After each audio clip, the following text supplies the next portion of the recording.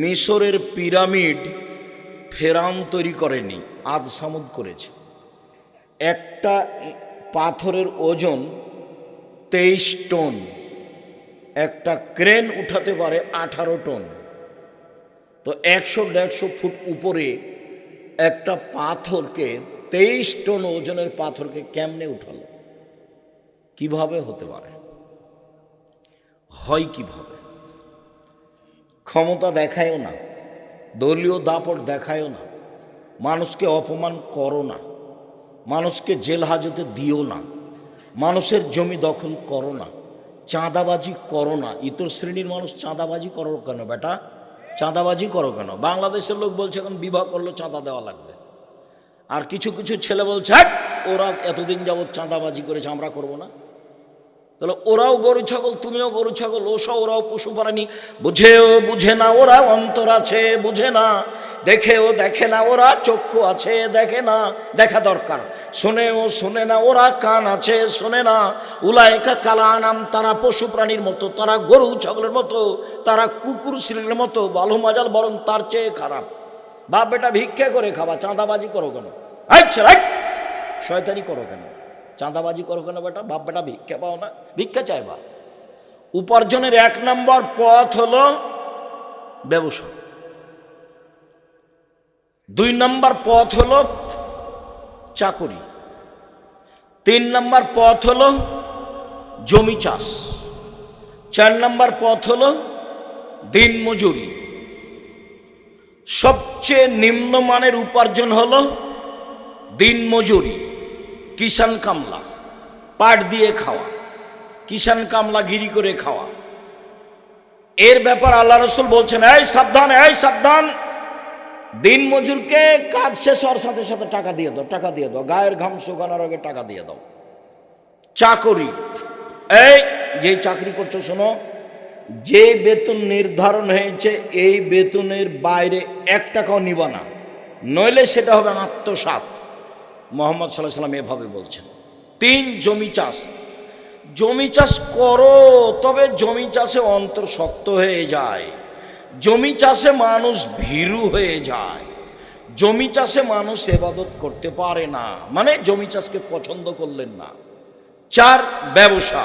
তখন তিনি বলছেন আত্তাজির আস-সাদিক আল আমিন ইয়াকুনু ইয়াউমাল কিয়ামা মা শুহাদা সিদ্দিকিন ওয়াল আম্বিয়া। সত্যবাদী বিশ্বস্ত ব্যবসায়ীরা বিচার মাঠে নবীগণের সাথে থাকবেন। অথচ নবীগণের সাথে, নবীর সাথে একজন সাহাবী থাকতে চেয়েছিলেন, হয়নি।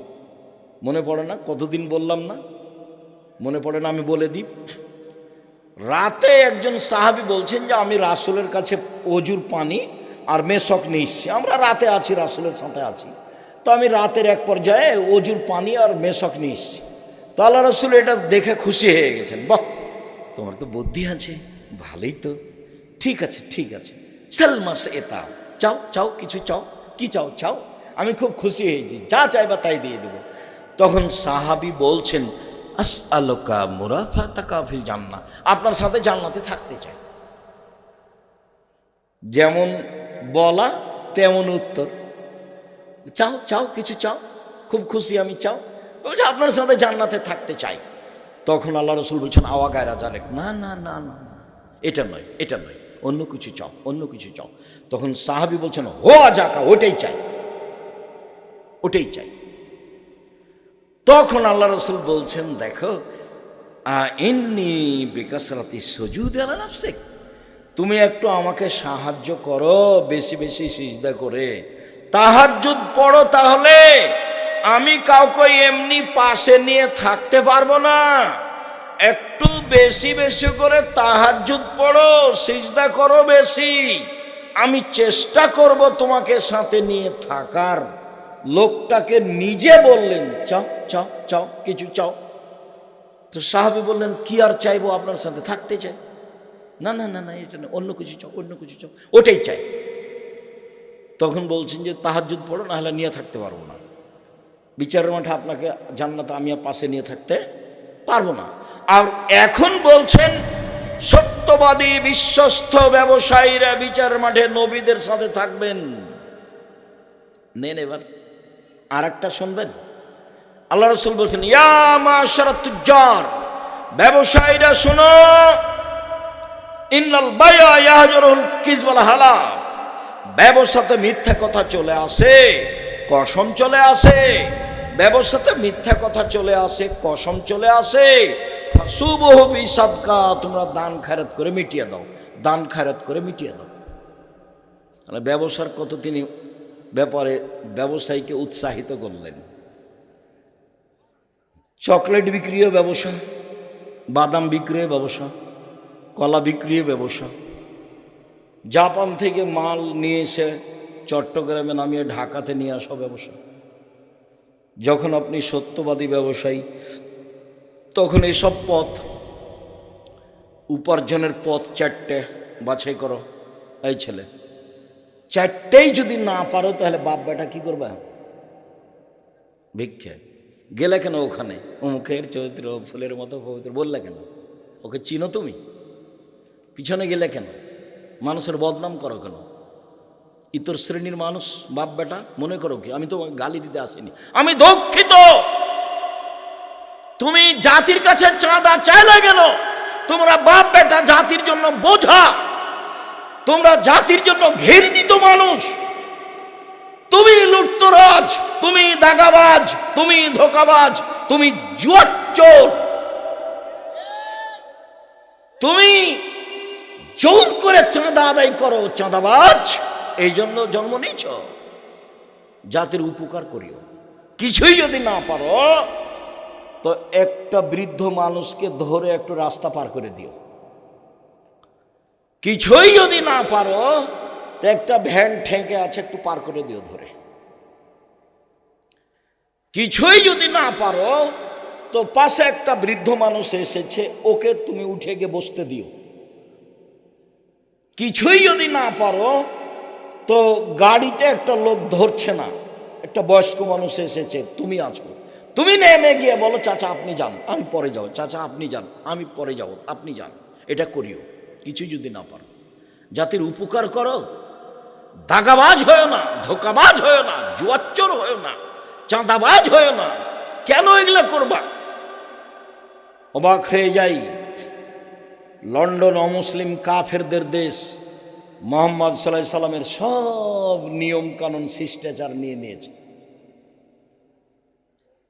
একটা মেয়ে বোরখা পরে, 22 হাতের বোরখা পরে সারা দিন সারা রাত যদি ঘুরে, কেউ তাকে একটু কটু কথা বলতে পারবে না, মজাক করতে পারবে না। একটা মেয়ে যদি কাপড় ছাড়াই হাঁটে, গায়ে কাপড়ই না, এমনি হাঁটছে, সারা দিন হাঁটলে কেউ তার দিকে বাঁকা চোখে তাকিয়ে কথা বলতে পারবে না। কথা বললেই 18 বছর জেল হবে। কতদিন জেল হবে? 18 বছর। খালি মেয়েটা যদি অভিযোগ করে তাহলে 18 বছর জেল হবে।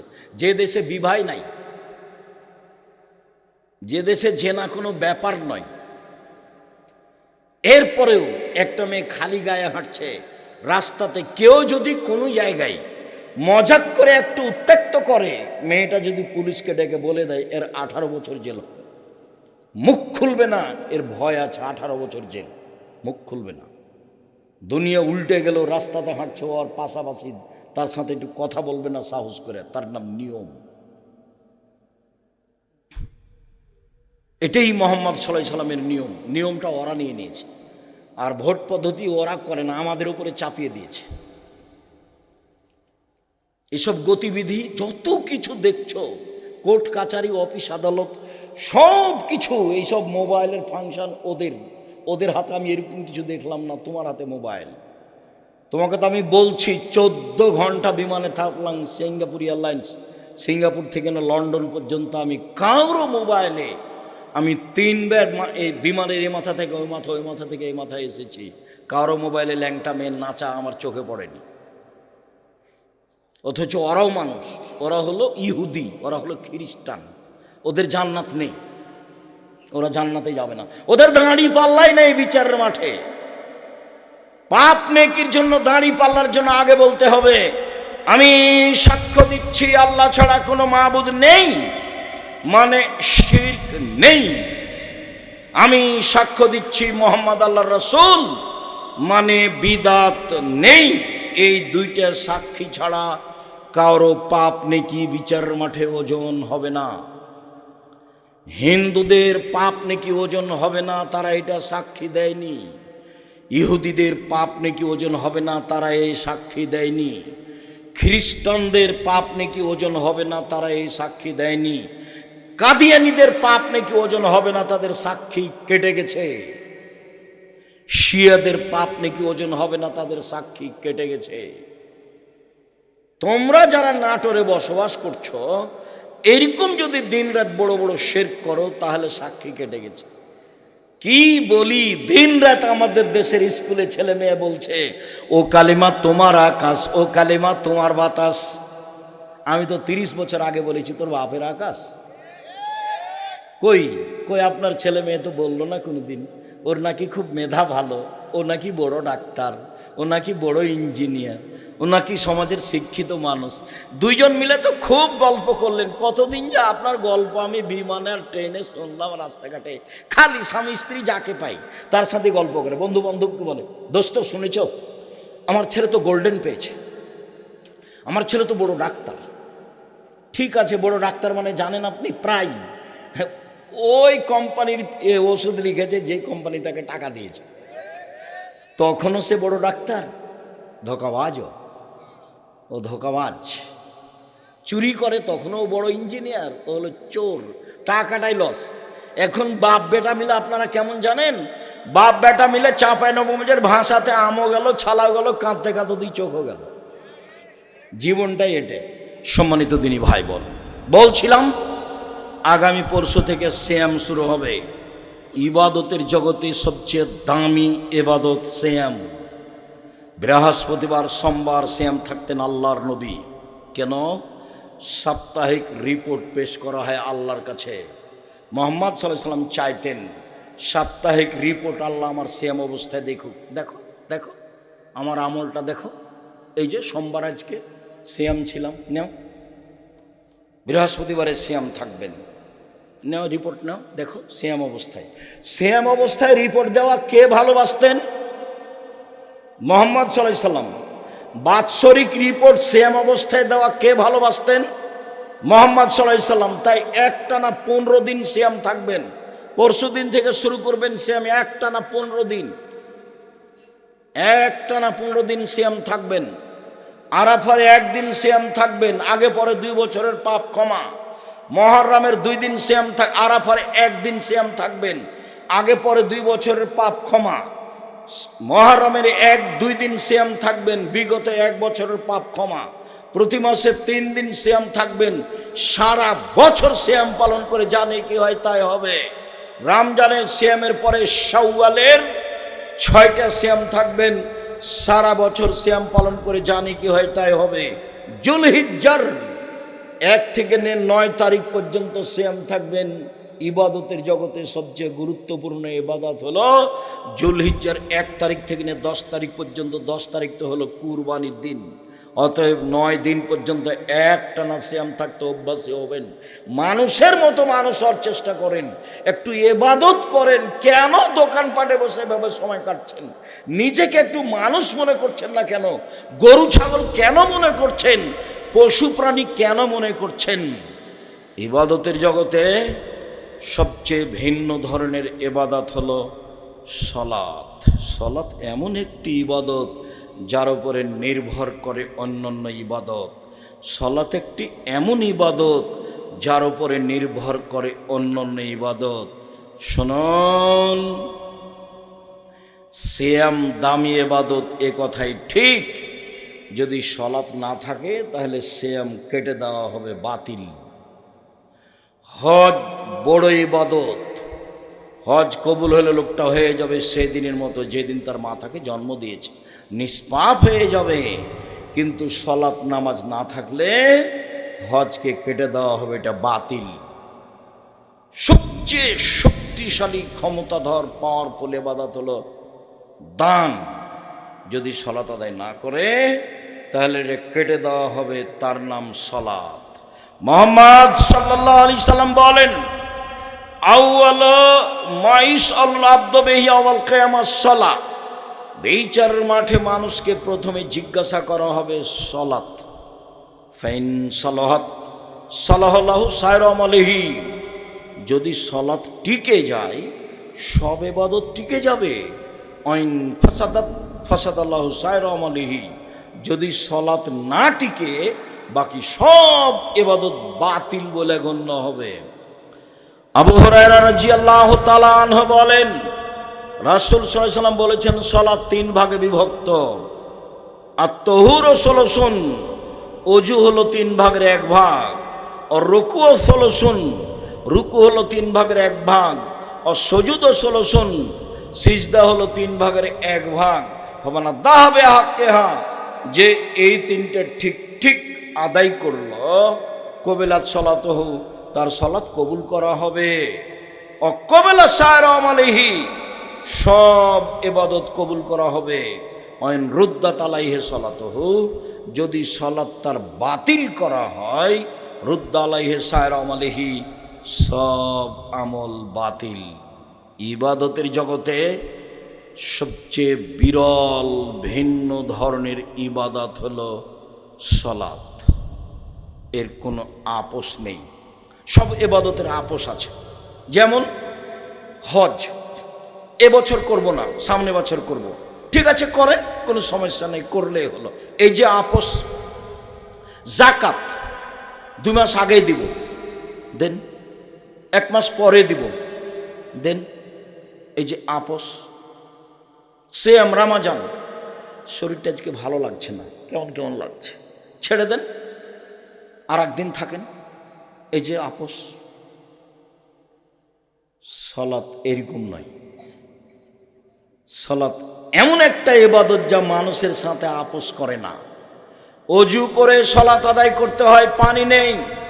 তায়াম্মুম করে সলাত আদায় করতে হবে, মাটি নেই। অজু তায়াম্মুম ছাড়াই সলাত আদায় করতে হবে। কেবলার দিকে মুখ করে সলাত আদায় করতে হয়, কেবলা বোঝা যায় না, কেবলা ছাড়াই সলাত আদায় করতে হবে।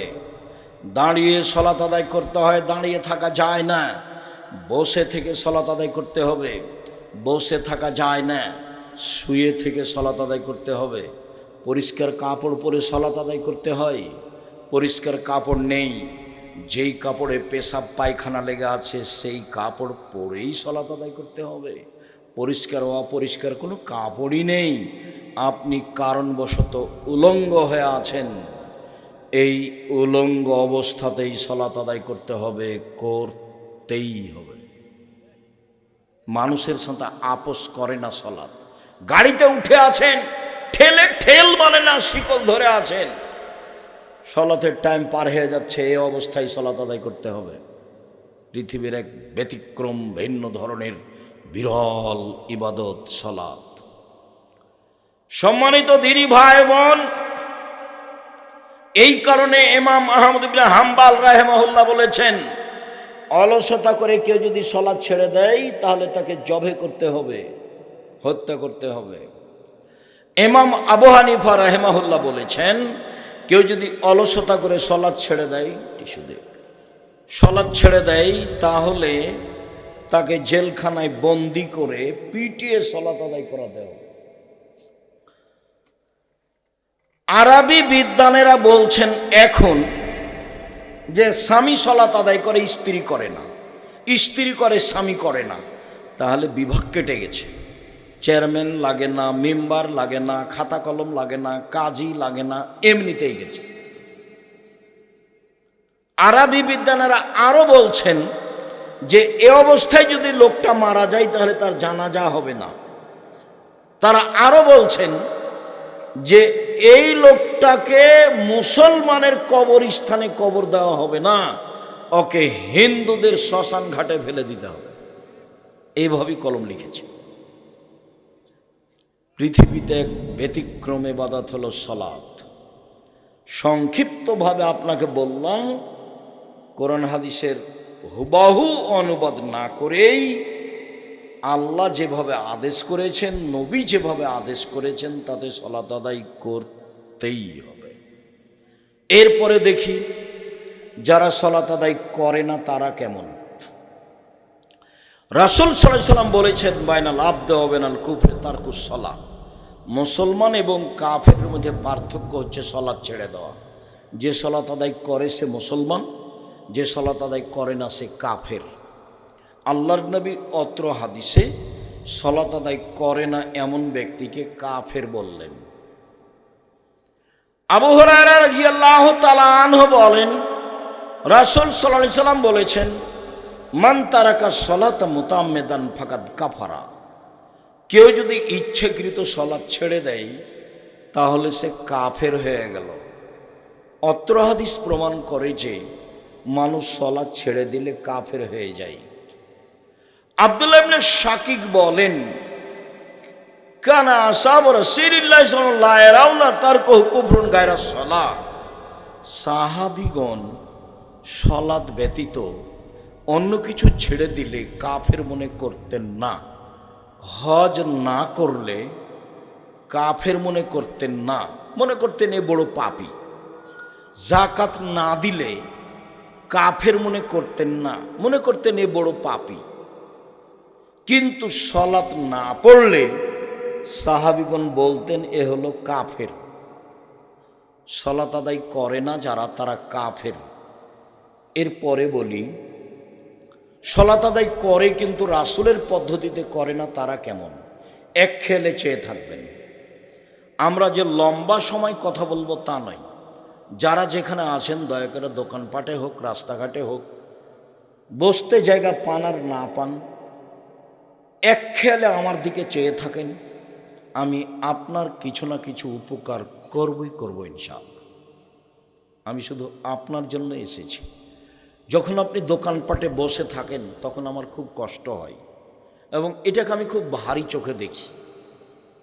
আপনার মেয়ে যখন ভ্যানিটি ব্যাগ নিয়ে হাটে বাজারে চলে যায় তখন আমার খুব আফসোস হয় কি এই মেয়েটার বাপ নেই, কি এই মেয়েটার কি শ্বশুর নেই, এর কি দেবর নেই, এর কি ভাসুর নেই, এর কি বোনের ছেলে নেই, এর কি ভাইয়ের ছেলে নেই, এ কি সবাইকে মেরে খেয়েছে, এ বাজারে গেল কেন?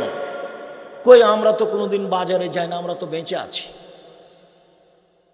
আমি আমার ছাত্র জীবন 16 বছর আর শিক্ষক জীবন চলছে 37 বছর।